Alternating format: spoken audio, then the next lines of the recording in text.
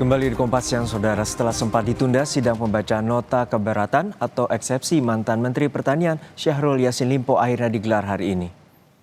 Nota keberatan Syahrul Yassin Limpo dibacakan oleh tim kuasa hukum. Tidak hanya Syahrul, dua terdakwa lain, yakni mantan Sekjen Kementan Kasdi Subagiono dan Direktur Alat dan Mesin Kementan 2023 Muhammad Hatta juga turut membacakan eksepsi. Keduanya didakwa bersama dengan Syahrul Limpo melakukan pemerasan serta menerima gratifikasi dengan total 44,5 miliar rupiah. Sidang eksepsi pada pekan lalu sempat ditunda karena hakim berhalangan hadir.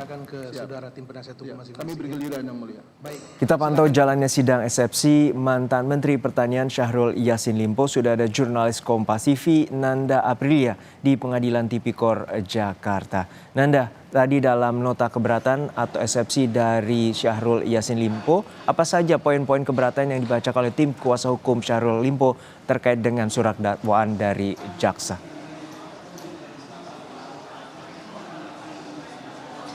Setidaknya ada 4 poin yang sudah kami rangkum dalam sidang eksepsi atau pembacaan eksepsi atau nota keberatan yang dibacakan oleh kuasa hukum dari terdakwa di sini dari Syahrul Yassin Limpo. Namun yang perlu digarisbawahi di sini, Juno dan juga saudara, bahwa tadi kuasa hukum dari terdakwa ini menyebut sebenarnya surat dakwaan yang disusun oleh jaksa penuntut umum ini tidak cermat, tidak jelas dan tidak lengkap serta kabur. Berikut adalah penjelasannya. Untuk poin pertama, muatan dakwaan ini dinilai bertentangan dengan fakta.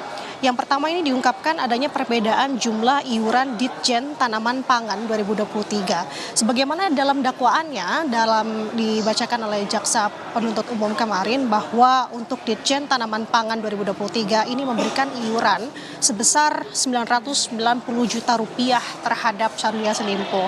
Namun kalau merujuk dalam BAP yakni BAP dari Edi Eko Sasmito yang pada saat ini masih menjabat sebagai Kepala Bagian Umum Sekretariat Direktorat Jenderal Tanaman Pangan sampai dengan saat ini, ia mengaku dalam BAP-nya adalah total keseluruhannya senilai 890 juta rupiah. Artinya tidak ada poin-poin ketidaksesuaian terkait dengan isi dakwaan dan poin-poin yang ditemukan oleh kuasa hukum.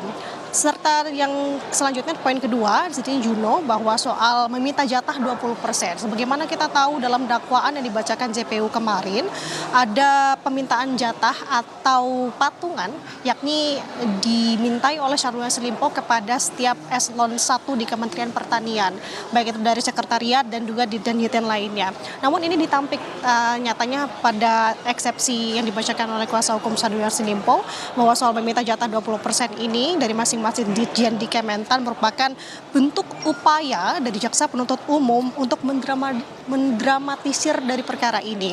Kemudian untuk poin yang ketiga, tadi dibacakan juga bahwa penuntut umum ini dinilai mencampur adukan penggunaan uang untuk kepentingan pribadi dan kepentingan dinas. Nah, ini yang tadi disebutkan dan ditegaskan oleh dari kuasa hukum Syahrul Yassin Limpo bahwa tidak cermat, tidak jelas dan juga kabur.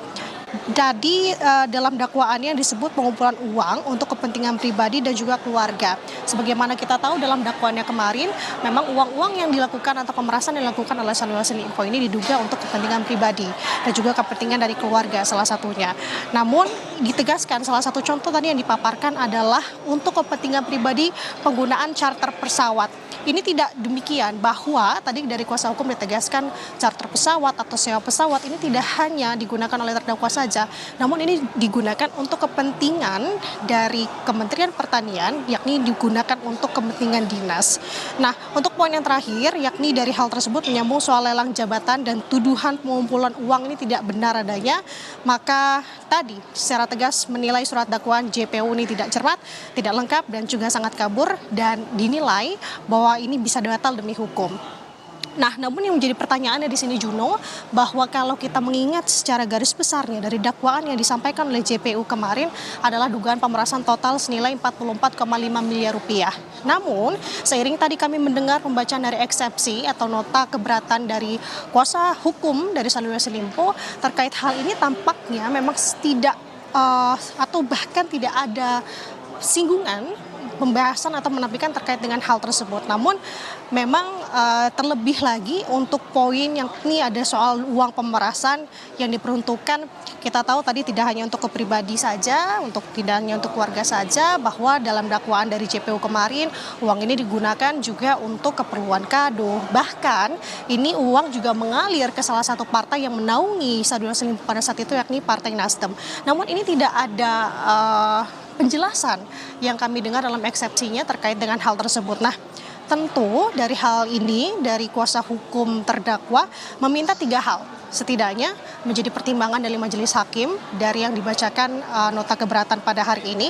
Yang pertama, menerima eksepsi penasihat hukum terdakwa, kemudian akibat surat dakwaan tidak cermat ini, maka dinilai dakwaan ini batal demi hukum, dan juga terdakwa atau tahanan ini seketika putusan setelah nanti ini dapat diputuskan atau dibebaskan. Setidaknya itu yang menjadi harapan dari kuasa hukum terdakwa, dan untuk saat ini memang kita tahu tidak ada pembacaan eksepsi dari pihak terdakwa. Selanjutnya pada saat ini memang masih terus berlangsung sebenarnya, Juno, untuk sidang eksepsinya baru saja selesai untuk pembacaan nota keberatan dari terdakwa Syahrul Yassin Limpo, yang kemudian akan disusul oleh pembacaan nota keberatan dari 2 terdakwa lain yang kita tahu ini merupakan tangan kanan dari Syahrul Yassin Limpo, yakni Kasti Subagiono dan juga Muhammad Hatta.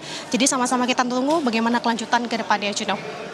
Bagaimana proses pengadilan terhadap mantan-mantan Syahrul Yassin Limpo terkait dengan dugaan suap dan juga gratifikasi di Kementan. Terima kasih jurnalis Kompas TV Nanda Aprilia dari Pengadilan Tipikor Jakarta.